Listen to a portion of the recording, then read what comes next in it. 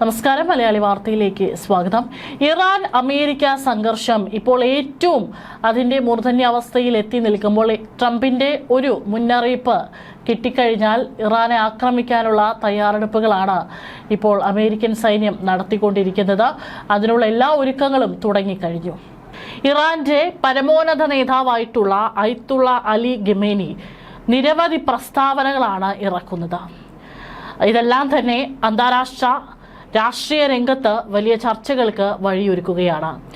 അവിടെ അമേരിക്ക മറുസൈഡിൽ പോർമുഖങ്ങൾ തുറക്കുമ്പോൾ അതിനെ ഒന്നും തന്നെ കൂസാതെയുള്ള വെല്ലുവിളിയാണ് ഇറാൻ നടത്തിക്കൊണ്ടിരിക്കുന്നത് എന്നുള്ളതാണ്. ഇസ്ലാമിക് റിപ്പബ്ലിക്കിനെ അട്ടിമറിക്കാൻ അമേരിക്ക ഒരിക്കലും വിജയിക്കില്ലെന്ന് തുറന്നു പറഞ്ഞ ഖമേനി ലോകത്തിലെ ഏറ്റവും ശക്തമായ സൈന്യമെന്ന അമേരിക്കയുടെ അഭിമാനം പോലും കനത്ത പ്രഹരങ്ങൾ നേരിടേണ്ടി വരുമെന്ന കടുത്ത ഭാഷയിലുള്ള മുന്നറിയിപ്പുകളാണ് നൽകിക്കൊണ്ടിരിക്കുന്നത്. ഇറാൻ ഇത്രയും ആത്മവിശ്വാസത്തിൽ ഇത്തരത്തിലുള്ള മുന്നറിയിപ്പുകൾ നൽകുമ്പോൾ ഒരു കാര്യം ഉറപ്പിക്കാം, ഇറാനും അവിടെ തയ്യാറായി കഴിഞ്ഞു. ഒരാക്രമണം ഉണ്ടായിക്കഴിഞ്ഞാൽ പറ്റാവുന്ന രീതിയിലൊക്കെ തന്നെ തിരിച്ചടിക്കാനുള്ള നീക്കങ്ങൾ ഇറാന്റെ ഭാഗത്തു നിന്നും തയ്യാറായി കഴിഞ്ഞു എന്നുള്ളത് തന്നെയാണ്. ഇറാനും അമേരിക്കയും തമ്മിൽ ഉയർന്നു വരുന്ന സംഘർഷങ്ങൾക്കിടയിലും ഒമാന്റെ മധ്യസ്ഥതയിൽ ജനീവയിൽ നടക്കുന്ന ചർച്ചകളുടെ പശ്ചാത്തലത്തിലാണ് ഖമേനിയുടെ ഈ പ്രസ്താവന വന്നിരിക്കുന്നത് എന്നതും സംഭവത്തിന് കൂടുതൽ രാഷ്ട്രീയ പ്രാധാന്യം നൽകുന്നുണ്ട്. ഇറാനെ ആക്രമിക്കാൻ അമേരിക്കൻ സൈന്യം എല്ലാ തയ്യാറെടുപ്പുകളും പൂർത്തിയാക്കിയതായി റിപ്പോർട്ടുകൾ പുറത്തു വന്നുകൊണ്ടേയിരിക്കുകയാണ്. അമേരിക്കൻ പ്രസിഡന്റ് ഡൊണാൾഡ് ട്രംപിന്റെ അനുമതി കിട്ടിയാൽ ആ നിമിഷം ആക്രമണം തുടങ്ങാനാണ് സൈന്യത്തിന്റെ പദ്ധതി. എന്നാൽ ട്രംപ് എപ്പോൾ അനുമതി നൽകുമെന്ന് വ്യക്തമല്ല. റംസാൻ കാലത്ത് തന്നെ ആക്രമണം ഉണ്ടായേക്കാമെന്നാണ് ചില റിപ്പോർട്ടുകൾ വ്യക്തമാക്കുന്നത്.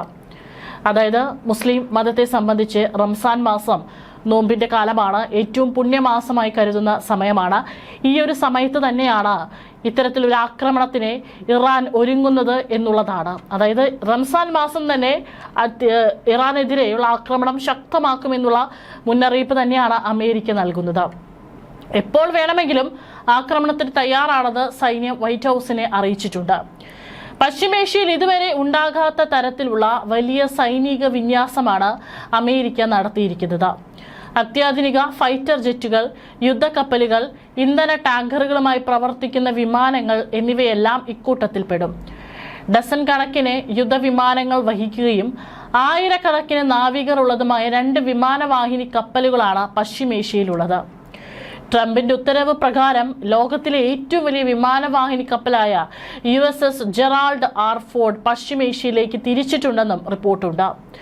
വലിയൊരു യുദ്ധമാകും ഇറാനെതിരെ ഉണ്ടാവുക എന്നതിന്റെ വ്യക്തമായ തെളിവാണിതെന്നാണ് അന്താരാഷ്ട്ര നിരീക്ഷകരുടെ വിലയിരുത്തൽ. എന്നാൽ യുദ്ധമുണ്ടാവില്ലെന്നും ജനീവയിൽ പുരോഗമിക്കുന്ന ആണവ ചർച്ചയിൽ ഇറാനുമേൽ സമ്മർദ്ദം ചെലുത്താനാണ് വൻ സൈനിക വിന്യാസമെന്നും നിരീക്ഷകരിൽ ചിലർ വ്യക്തമാക്കുന്നുണ്ട്. ചർച്ചകൾ നടക്കുന്നുണ്ടെന്നും ഇറാൻ കരാറിന് തയ്യാറായില്ലെങ്കിൽ പ്രത്യാഘാതം ഗുരുതരമായിരിക്കുമെന്നും ട്രംപ് കഴിഞ്ഞ ദിവസം പറഞ്ഞിരുന്നു.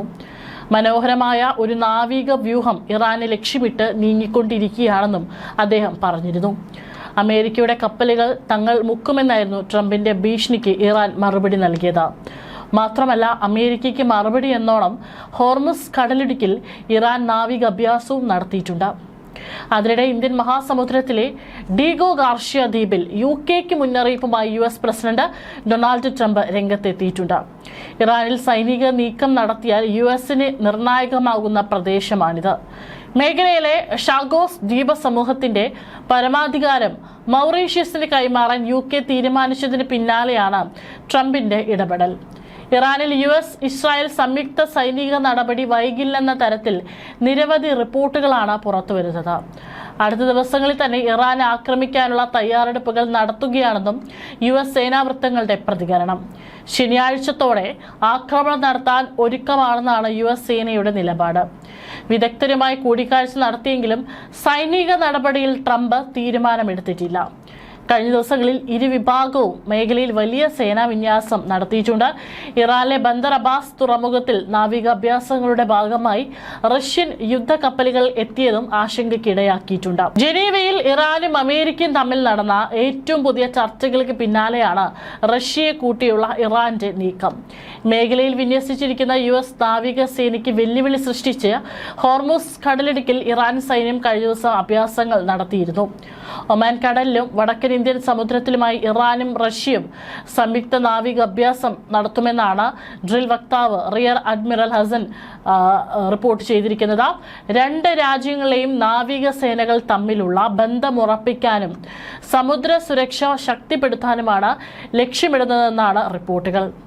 അതേസമയം അഭ്യാസ പ്രകടനം എത്ര സമയത്തേക്കാണെന്ന് വ്യക്തമാക്കുന്നില്ല. ജനീവയിലെ ചർച്ചകൾക്ക് മുന്നോടിയായി ഇറാനുമേൽ സമ്മർദ്ദം ശക്തമാക്കുന്നതിന്റെ ഭാഗമായാണ് US സൈനിക വിന്യാസം ശക്തമാക്കിയിരിക്കുന്നത്. ജനീവ ചർച്ചയുടെ പുരോഗതിക്കിടയിലും മേഖലയിൽ സൈനിക വിന്യാസം അമേരിക്ക തുടർന്നു. ചൊവ്വാഴ്ച മാത്രം 50-ലധികം US യുദ്ധവിമാനങ്ങൾ ഇറാനിലേക്ക് നീങ്ങിയതായി അമേരിക്കൻ വാർത്താ ഏജൻസികൾ റിപ്പോർട്ട് ചെയ്യുന്നു. 2 ആഴ്ചയ്ക്കുള്ളിൽ പുതിയ നിർദ്ദേശങ്ങളുമായി അനുനയ ചർച്ചയ്ക്ക് തയ്യാറാണെന്ന് ജനീവയിൽ ഇറാൻ വിദേശകാര്യമന്ത്രി അബ്ബാസ് അറാക്ചി അറിയിച്ചിരുന്നു. ഉപരോധം പിൻവലിക്കുകയും സാമ്പത്തിക ഇളവുകൾ അനുവദിക്കുകയും ചെയ്താൽ യുറേനിയം സമ്പുഷ്ടീകരണം നിർത്തിവെക്കാൻ ഇറാൻ തയ്യാറാകുമെന്നാണ് റിപ്പോർട്ടുകൾ. എന്നാൽ ഇതുകൊണ്ട് മാത്രം ട്രംപ് തൃപ്തനാകില്ലെന്നാണ് US സ്റ്റേറ്റ് വക്താവ് റിപ്പോർട്ട് ചെയ്യുന്നത്. കരാറിന് ഇറാൻ സന്നദ്ധമായില്ലെങ്കിൽ ഡിഗോഗാഷ്യ ദ്വീപിലെ വ്യോമതാവളം ഉപയോഗിച്ച് ടെഹ്റാനിലെ അപകടകാരിയായ ഭരണകൂടത്തിനെതിരെ സൈനിക നടപടി ഉണ്ടാകുമെന്നാണ് ട്രംപ് മുന്നറിയിപ്പ് നൽകുന്നത്. അതായത് കൃത്യമായിട്ടുള്ള നീക്കങ്ങൾ പല ഭാഗങ്ങളിൽ നിന്നും ഇറാനെ ആക്രമിക്കാനുള്ള, പ്രത്യേകിച്ച് ഡിഗോഗാഷ്യ ദ്വീപിലടക്കം ഒരു അടിയന്തര സാഹചര്യത്തിൽ അവിടെ നിന്നും പോർമുഖം തുറന്ന് അവിടെ നിന്നും ഇറാനെ ആക്രമിക്കാനുള്ള നീക്കമാണ് ട്രംപ് നടത്തുന്നത്. അതിനുള്ള സൂചനകളെല്ലാം തന്നെ പുറത്തു വന്നു കഴിഞ്ഞു.